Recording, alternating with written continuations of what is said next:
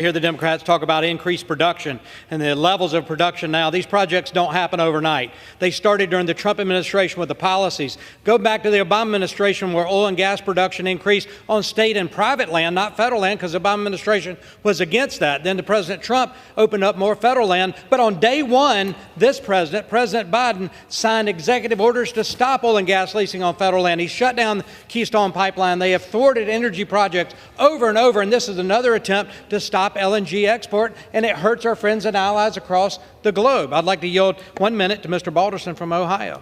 The gentleman from Ohio is recognized for 1 minute. Thank you, Mr. Speaker, and thank you, Mr. Chairman. Now more than ever, there is an urgent need for American energy leadership.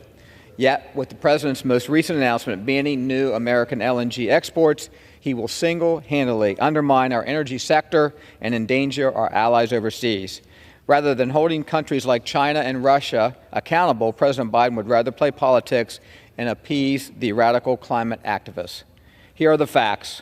Increasing LNG exports would add over $70 billion to the U.S. economy and create over 400,000 American jobs by 2040. American LNG is more than 40% cleaner than Russian LNG.